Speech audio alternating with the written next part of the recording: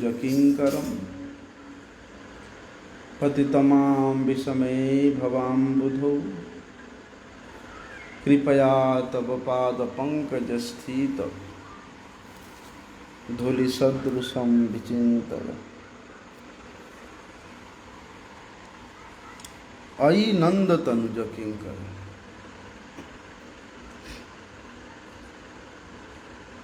नंद तनुज कौन है? श्री कृष्ण। बोलते उनके किंकर अर्थात उनका दास, उनका दास्यता स्वीकार करना ही मेरा नित्य स्वरूप है। लेकिन विषमे भवाम्बुधौ पतितम किंकरम माम कृपया, लेकिन इस विषाम भव सागर में पड़ा हुआ मैं आपके साथ मेरा जो नित्य संबंध है, नित्य दास का संबंध है, उसको मैं भूल गया हूँ। क्यों? अपने कर्म फल से। अपने कर्म फल के कारण मैं इस भयंकर संसार सागर में पड़ा हुआ हूँ। लेकिन हे नाथ, मैं तो आपका नित्य किंकर हूँ, नित्य दास हूँ, और आपका तो ये स्वभाव है कि जो आपके शरणागत हो जाता है, उस शरणागत जीव को अपने चरणों की छाया प्रदान करना आपको बरबस उसमें प्रयुक्त करता ही है। जैसे सूर्य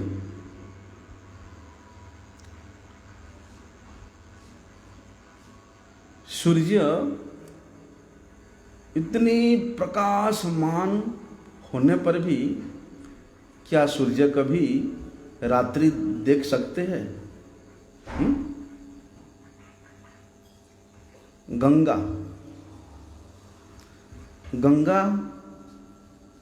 गंगा के सामने क्या कभी पाप स्थिर रह सकता है?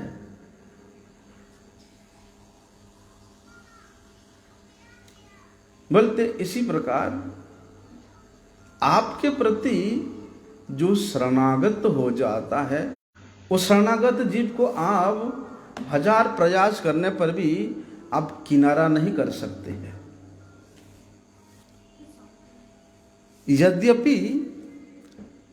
यद्यपि मैं अपने कर्म फल से इस भयंकर संसार सागर में पड़ा हुआ अत्यधिक कष्ट को प्राप्त हो रहा हूँ, फिर भी नाथ, मैं तो आपका दास हूँ, आपका किंकर हूँ।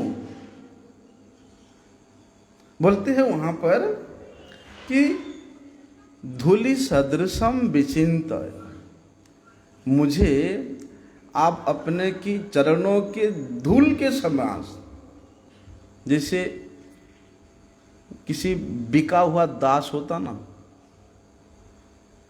जो बिक जाता है किसी स्वामी के पास, उसका अपना बोल के कुछ रहता ही नहीं है। उसके स्वामी उसको जिस प्रकार से रखता है वे उसी में ही प्रसन्न रहता है। बोलते इसी प्रकार हम भगवान के नित्य दास है, नित्य किंकर है। लेकिन प्रार्थना है कि हे नाथ, मैं आपका नित्य किंकर होने पर भी अपनी कर्म फल के कारण इस भयानक संसार सागर में पड़ा हुआ हूँ। आप कृपा करके मुझे अपने चरणों में संलग्न रजकण के समान एक कृत दास के रूप में मुझे ग्रहण करे, अपनाए।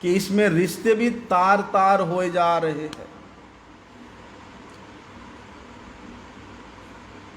5 दिन तक उसके घर के जो स्वामी हैं कोरोना के कारण मर गया है, लेकिन ना उसके स्त्री और ना उसके दोनों बेटा उसको संस्कार करने के लिए जा रहे हैं। ऐसे ही सड़ रहा।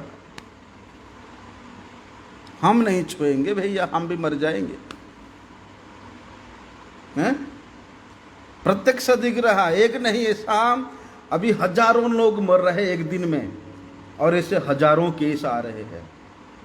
कोई अपना जन उनको संस्कार करने के लिए छूना ही नहीं चाहता। कई जगह में पुलिस वाले कर रहे, कोई जगह में मेडिकल टीम वाले जो कर रहे, सब जगह में इस वक्त जिनके लिए उसने इतना कुछ किया, आज वे लोग कंधा देने के लिए भी आगे नहीं आ रहे हैं।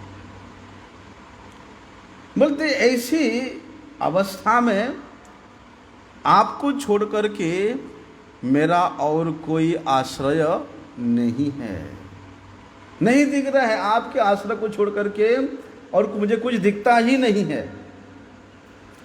जिस कर्म को लेकर के, ज्ञान को लेकर के, योग को लेकर के, तप को लेकर के मैंने इतना डींगे मारता था, वे सब के सब अभी एक तृणगुच्छ के समान इधर उधर तैर रहे हैं। मजबूत पेड़ के रूप में वो लोग भी मुझे संभालने के लिए तैयार नहीं है। वो तो तृणगुच्छ के समान तैर रहे हैं, उनको संभालने वाला कोई नहीं है। वो लोग क्या मुझे संभालेंगे?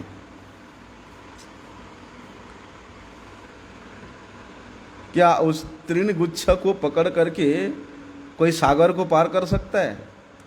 कुत्ते के पूंछ को पकड़ करके भला कोई समुद्र पार कर सकता है? लेकिन भगवान, मैं कितने डींगे मारता था कि मेरे पास इतना धन है, इतना संपत्ति है, इतना जन है, इतना प्रतिष्ठा है, इतना प्रभाव है, इतना ज्ञान है, इतना तपस्या है, इतना दान है, लेकिन अभी देख रहा हूँ सब किनारे में, कोई भी मेरे आश्रय देने वाला नहीं है।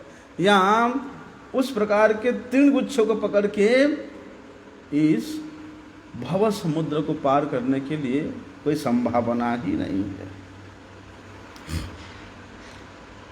कभी कभी तो ऐसा होता है, जो लोग उन तृणगुच्छों को पकड़ कर के प्रयास करते हैं पार करने के लिए, वो तृणगुच्छों के साथ ही वो डूब जाते हैं। बोलते हैं ये संसार में जो डूबता हुआ जन है, जो संसार में खुद ही डूब रहा है, वो भला क्या मुझे उबारेगा? वो भी अगर मैं उसका आश्रय लेने के लिए प्रयास करूंगा तो वे स्वयं तो डूबेगा डूबेगा, मुझे भी लेकर के ही डूबेगा। इसलिए हे नाथ, ऐसी परिस्थिति में आपके आश्रय के बगैर, आपके कृपा के बगैर मेरा और रक्षा करता कोई नहीं है। कोई नहीं है मुझे इस भव समुद्र से तारने वाला। लेकिन हे नाथ, अयि नंद तनुज किंकरम, मैं तो आपके चरणों का दास हूं, और क्या आप भी इतना निर्दयालु होकर के आप भी मुझे ठुकरा दोगे? क्या आप भी मुझे आश्रय नहीं दोगे? लेकिन ये तो मैं सुना है कि आपके जो नाम है, आपका नाम एक ऐसा दृढ़ नौका है, जिस नाम का आश्रय करके, जिस नाम रूपी नौका का आश्रय करके जीव ये भव समुद्र को, संसार सिंधु को बोलते हैं अनायास ही, बड़े सहज रूप से पार कर सकता है। बोलते ऐसे सोच विचार करके मैंने एक जन्म नहीं, हजारों जन्म अपने स्वयं की चेष्टा से स्वयं के बल से, स्वयं के विद्वता से, पांडित्यता से मैंने प्रयास किया पार होने के लिए, लेकिन जितना प्रयास करता हूँ स्वयं उतना ही और गंभीर भंवर में जा कर के पड़ता हूँ। लेकिन जब मेरे मन में, मेरे हृदय में श्री गुरु जी के चरण कमलों का आश्रय करने के पश्चात ये अनुभव हुआ कि आपके नाम के सदृश दृढ़ नौका और कोई है ही नहीं, इसलिए उस नाम रूपी सुदृढ़ नौका का अब मैंने आश्रय ग्रहण किया है। आप तो शरणागत वत्सल हो, जो शरण में आता है उसके प्रति कृपा करना आपके लिए मजबूरी हो जाता है, करना ही पड़ता है आपको।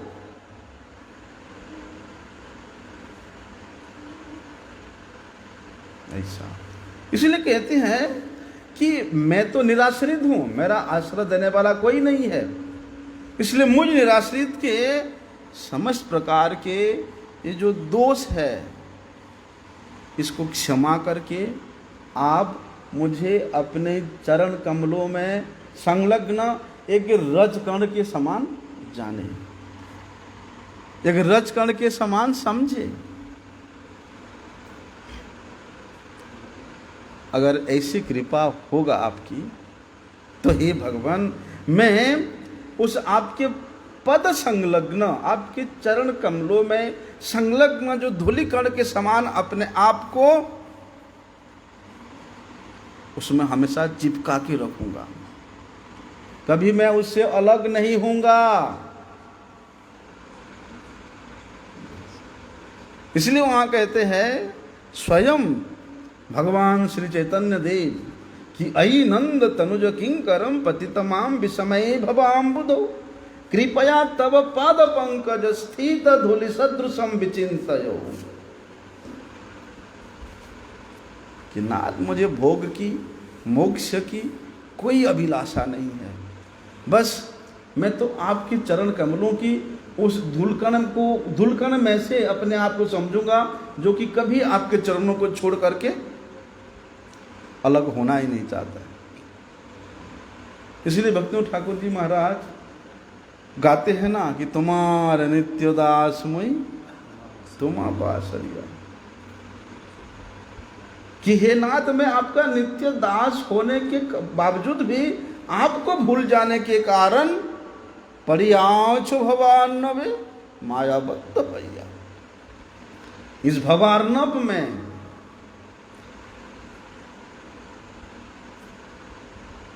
इस संसार रूपी सिंधु में मैं पड़ा हुआ हूं। किस प्रकार से? भवार्णवे परिमोर आकुल परान, किसे कुल पावतार ना पाई संतान। ना छे कर्म बल नाही ज्ञान बल, जाग जोग तपो धर्म नाच संबल। हे नाथ, मेरे पास कुछ नहीं है, मैं निराश्रित हूं,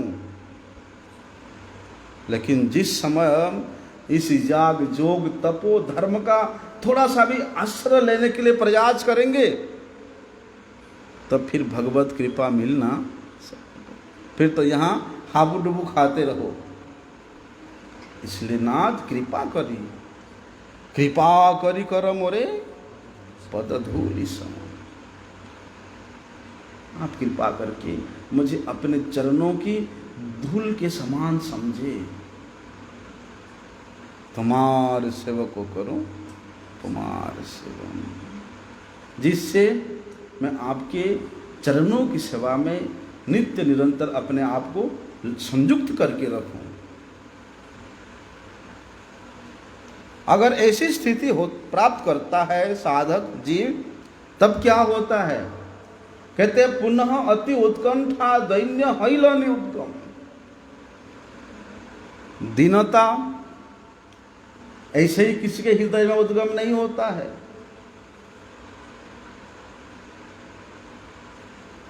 जब तक अपने स्वयं के स्वरूप में, स्वरूप सिद्ध अवस्था में स्थित नहीं होगे, क्योंकि स्वरूप सिद्धि अवस्था में ही जीव ये अनुभव करता है कि मेरा जो स्वरूप है उस स्वरूप के साथ इस संसार का कोई लेना देना नहीं है। उस कृष्ण दास्यता रूप स्वरूप में स्थित होकर के जीव अपने आप को तृण से भी नीचा समझता है।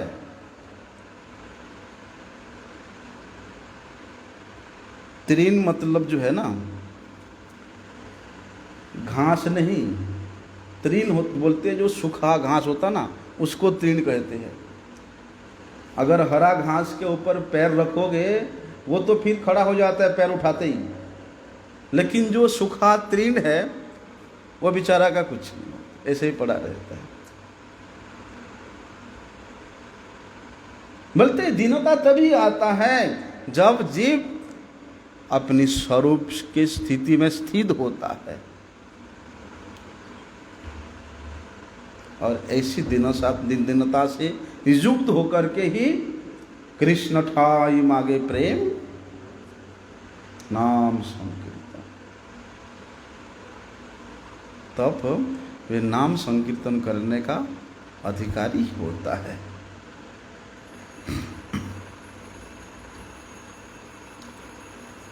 तो जब श्रीमन महाप्रभु जी इस प्रकार उत्कंठा से युक्त होकर के अविरल गति से अश्रुपात करते हुए भगवान के चरणों में प्रार्थना कर रहे हैं, वे तो स्वयं भगवान है, लेकिन भक्ति किस प्रकार से की जाती है, किस प्रकार से जीव अपने स्वरूप में स्थित होकर के उस नित्य युक्त अवस्था में भगवान को अनुभव कर सकता है, उसके शिक्षा देने के लिए स्वयं भगवान श्री चैतन्य महाप्रभु स्वयं आचरण करके बता रहे हैं। स्वयं भगवान होकर के स्वयं से अति उत्कंठा युक्त होकर के प्रार्थना कर रहे हैं, दीनता पूर्वक कह रहे हैं कि हे नाथ कृष्ण ठाई मागे प्रेम नाम संकीर्तन, मैं आपके श्री चरणों में, बोलते हैं नाम संकीर्तन में प्रीति किस प्रकार से हो जाए, नाम संकीर्तन में किस प्रकार से मेरा रुचि हो जाए, मेरा मति हो जाए, आप ऐसी कृपा करें। इसलिए वहाँ पर हम लोग कार्तिक मास में पंचम जाम के अंदर गाते हैं, है ना, कि मेरा क्या स्थिति है जीव का, अनादि कर्म फले पड़ी भवार नव जले, तरिवारे ना देखी उपाय, ये विषय हलाहले दीवानि सिहिया जले, मन कभु सुख नाहि पाए, आशा पास सत सत क्लेश दे अविरत, प्रवृत्ति उर्मीरता हे खेला, काम क्रोध आदि क्षय बाट पार दे गई, अवसान भइल आसी देला। इतना ही नहीं, ज्ञान कर्म ठग दोई, मोरे प्रतारिया लई, अवशेषे फैले सिंधु जले, एह न समय बंधु, तुम्हें कृष्ण कृपा सिंधु कृपा करी, कि हे नाथ इस पतित किंकर को पतित किंकरे धरी, पाद पद्म धूलि करी, देह भक्ति विनोदे आस,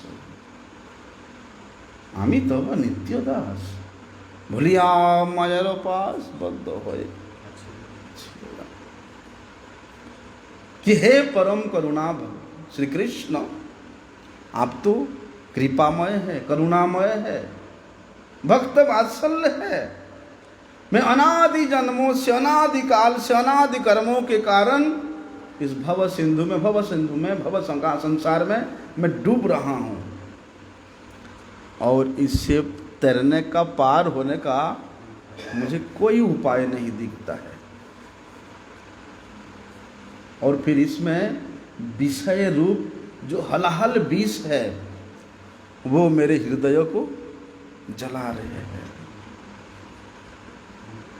थोड़ा सा छाती में एसिडिटी हो जाने से ना, जब पित्त ऊपर चढ़ जाता है तो कितना जलन होता है, वो तो मैं अनुभव करता हूँ। बोलते हैं विषय रूप जो हलाहल विष है वो मेरे हृदय को जला रहा है। मैं उससे इतना व्याकुल हो रहा हूँ कि उस व्याकुलता को, उस दुख को मैं वर्णन नहीं कर सकता हूँ। अनेक प्रकार के कामनाओं से जड़ित होकर के, कामनाओं के रज्जु के द्वारा मैं जकड़ा हुआ पड़ा हुआ हूँ, निरंतर कष्ट पा रहा हूँ। और फिर अपनी प्रवृत्ति के कारण, जिस प्रवृत्ति की मुझे असत्संग की ओर आकृष्ट करता है, कुसंग की ओर आकृष्ट करता है, बोलते उस कुसंग रूपी जब थप्पड़ पड़ता है ना, तब मैं तिलमिला उठता हूँ, इधर उधर भागता हूँ। बोलते इस जीवन की इस अंतिम बेला में, अंतिम समय में, और मृत्यु मेरे बिल्कुल समीप है, सन्निकट है, और उधर काम क्रोध लोभ, ये 6 प्रकार के जो दस्यु है, ये सब के सब एक साथ मुझे निगलना चाहते हैं, मेरे ओर झपट रहे हैं।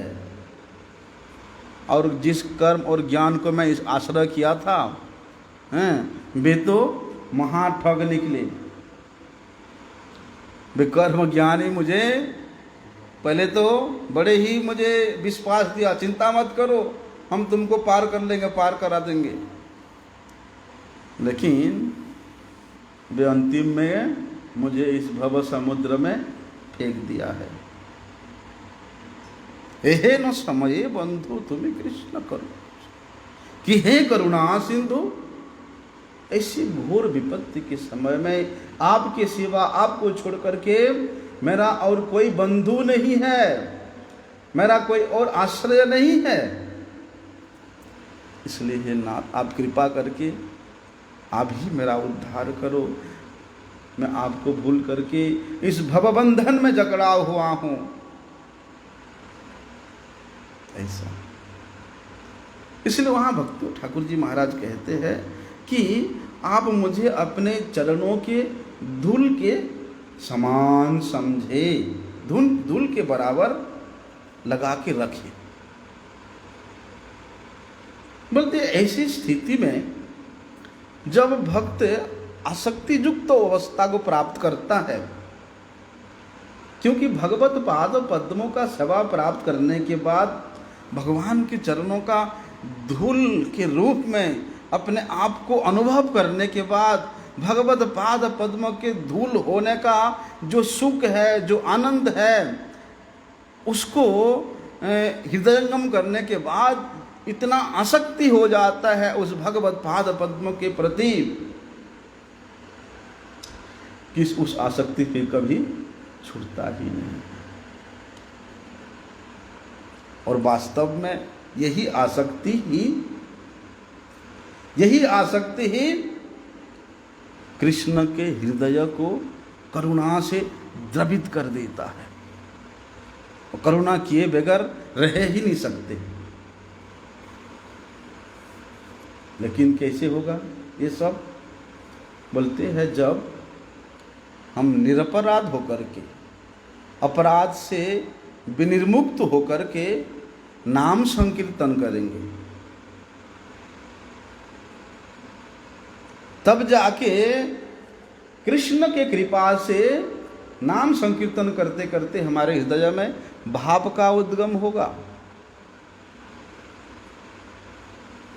श्रीमद् भागवत में बताया है कि शृण्वता स्वकथा कृष्ण पुण्य श्रवण कीर्तन हृदयन्तस्तु ह्यभद्राणि विधुनोति सुहृति सताम नष्ट प्राय सभद्रेषु नित्यं भागवतं सेवया भागवती उत्तम श्लोके भक्तिर्भवति नैष्टिकी।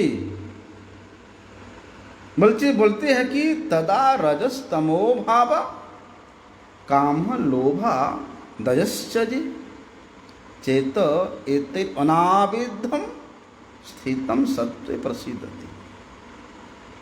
वहां पर कह रहे हैं कि भगवान श्री कृष्ण का जो यश है, कथा है, सुनवतः स्वकथा कृष्ण पुण्य श्रवण कीर्तन,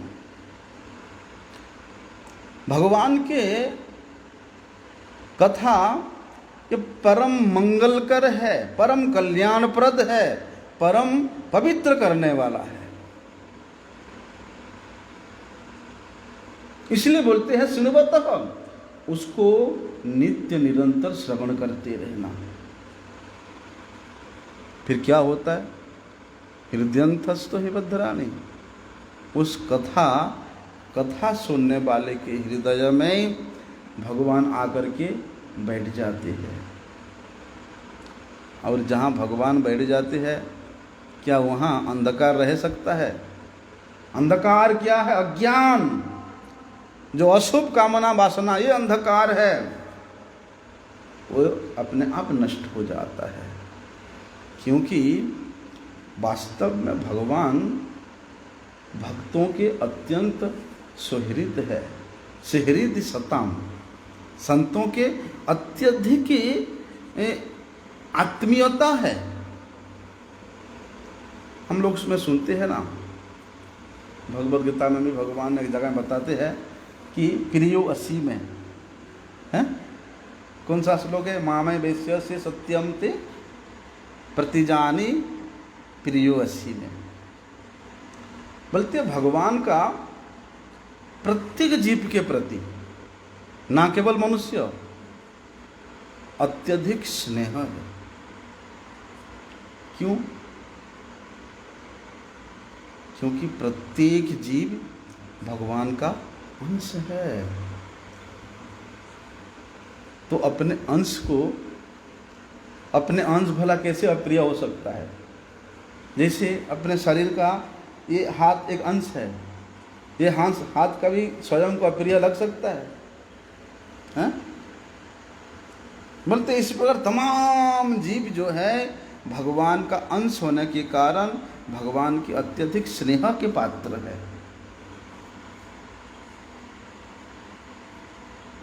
और जीव भी भगवान को कभी अप्रिय हो ही नहीं सकता है। चाहे जीव 84 लाख जोनी में 84 लाख जोनी में भेजा जाए, नरकों में भेजे, भगवान का एक ही उद्देश्य होता है। क्या उद्देश्य होता है? कि उस जीव को पवित्र करने के लिए। जैसे अभी हम लोगों ने श्रवण किया कि अपने कर्म फल के कारण मैं इस भव समुद्र में डूब रहा हूँ, भव सिंधु में अनेक प्रकार के कष्ट पा रहा हूँ। तो भगवान का अंश होने के बावजूद भी इसे छोटे मोटे जितने भी जोनियों में भ्रमण करते हुए भी, ऐसे कि नरक की यातना में भगवान उनको भेजे भी, तो भगवान का वही उद्देश्य रहता है कि उस जीवों को पवित्र करना है। यही तो भगवान की कृपा है, हैं? कि जो भी विधान है जीव के लिए, उसमें भगवत कृपा अवश्य निहित है। इसलिए ब्रह्मा जी बताते हैं कि तत्ते अनुकंपाम सुसमीक्ष्यमाण भुंजान एवात्मकृतम विपाकम हृदबाग बपो भीर विदधन नमस्ते जीवे तजो मुक्ति पदेश दायता है। कि प्रत्येक क्रिया के पीछे, प्रत्येक कार्य के पीछे, प्रत्येक विधान के पीछे भगवान का पूर्ण कृपा है। लेकिन जीव भगवान के इस कृपा को कब समझेगा? जब वे स्वरूप स्थिति को प्राप्त होगा। क्या है स्वरूप स्थिति? कि दासो अहम वासुदेवस्य, कि मैं भगवान का दास हूं। किस प्रकार का दास? बोलते हैं बेचा हुआ दास, कृतदास, हाँ, जिसका कोई अधिकार नहीं रहता है। इसलिए भगवान का अत्यधिक प्रिय है जीव। लेकिन देखो, भगवान का इतना प्रिय होने के बावजूद भी कई बार क्या होता है कि संसार में देखने को मिलता है, उसके एक ही लड़का है उस परिवार में, और माता पिता उसके लिए जान छिटकते हैं, इतना प्यार करते हैं। और उस अपने एक पुत्र के लिए वो लोग कितना प्लानिंग करके रखे हैं कि ये करेंगे, वो करेंगे, ऐसा करेंगे, हमारे बेटा के लिए कितना कुछ सोच के रखे हैं। लेकिन वही बेटा, वही पुत्र जब स्वेच्छाचारी हो जाता है, स्वेच्छाचारी मतलब स्वयं के इच्छा से भोग करने का प्रवृत्ति लेता है, अर्थात सीधे सीधे अर्थ में किसी लड़की के प्यार में फंस जाता है, तो फिर वे अपने माता पिता तक को भूल जाता है, किनारा कर देता है कि नहीं चाहिए मुझे तुम लोगों का प्यार, तुम लोगों की संपत्ति तुम लोग रखो। तो भगवान जीवों को इतना प्यार करने के बावजूद भी जीव स्वयं के भोक्ता बनने का इच्छा लेकर के भगवान को भूल जाता है, और इस संसार की धन संपत्ति, कुटुंबी, शरीर हैं, परिजन, इंद्रियां, मन, बुद्धि, प्राण, ये सबको भी अपना मानने लगता है।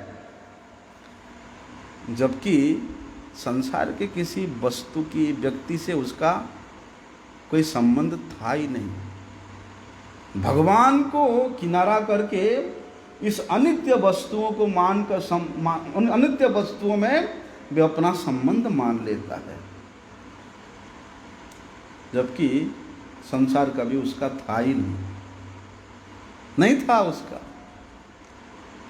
अरे जब संसारी तुमको अपना नहीं माना, संसार भी कभी उसको अपना नहीं माना है, तो फिर जबरदस्ती उसमें अपने सिर घुसाता, नहीं मैं तुम्हारा हूं, मैं तुम्हारा हूं, मैं तुम्हारा हूं, हैं? ऐसा। इसी कारण से भगवान के इतना प्रिय होने के बावजूद भी हम लोग भगवान के उस प्रेम को, उस अपनापन को हम लोग अनुभव नहीं कर पाते हैं, जिसके कारण वहाँ कहते हैं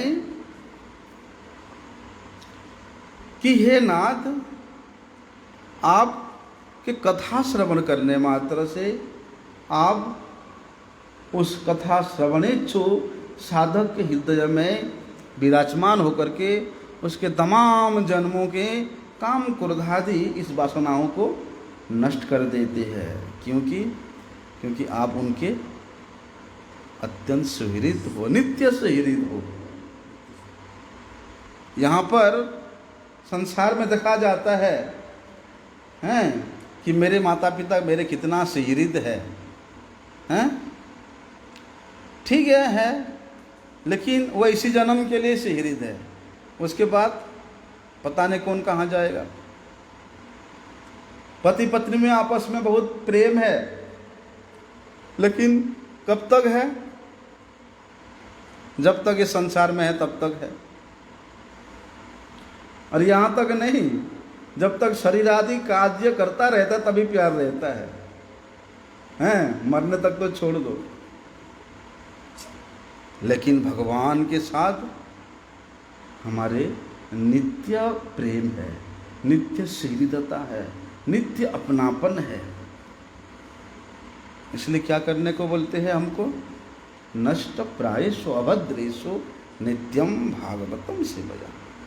श्रीमद् भागवत और भक्त भागवत ये दोनों के नित्य निरंतर सेवन करने से ये जो अशुभ क्रिया है, अशुभ वासनाएं हैं, ये क्षीण हो जाता है।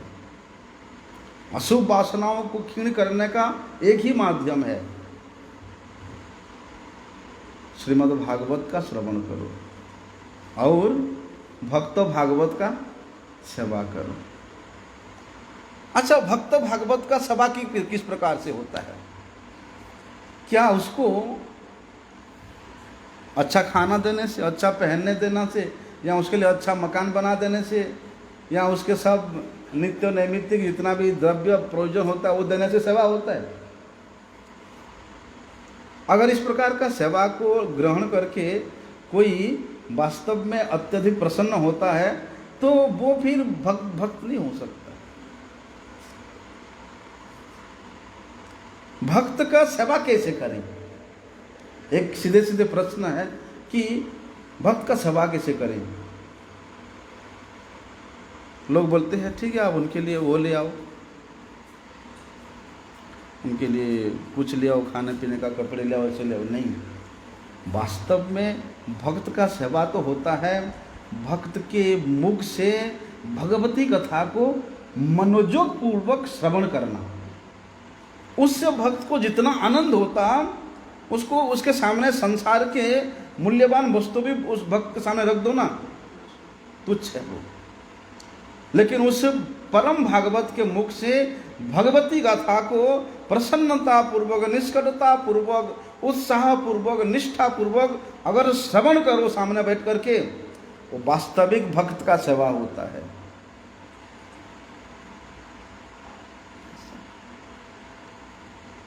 गुरुजी बोलते थे ना, संतों के पास जाकर के दुनियावी परेशानी को नहीं बोलना, दुनियावी वस्तुओं के लिए प्रार्थना नहीं करना। भक्त के पास जाकर के कभी भी अपने संसार की परेशानी नहीं बोलना कि महाराज जी आप कृपा कर दो, हमारे लड़की का अच्छा घर में शादी हो जाए, महाराज जी लड़का का आधा काम अटका हुआ है, कृपा कर दो। हैं? गुरु जी सख्त मना करते नहीं।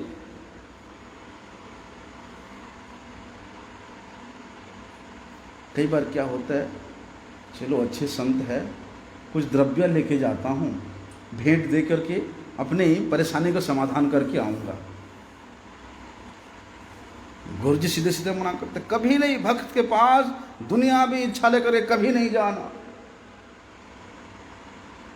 सिर्फ भक्त का सेवा करने का सीधे सरल माध्यम ये है कि भक्त के सामने बैठ करके कथा सुनो। कभी भक्त का सेवा करने का इच्छा हुआ, उनके पास जाओ, बैठो और भगवान के बारे में कुछ पूछो। हैं? एक संत रहते थे बरसाना में, बड़े त्यागी बैरागी संत थे, और ब्रज में तो सिद्ध बाबा के नाम से लोग टूट पड़ते हैं। और लोग लाइन लगने लगे, ए बाबा बता दे, मेरे घर में ऐसो परेशानी है गो, काय हो गो, नेक ठीक कर दे।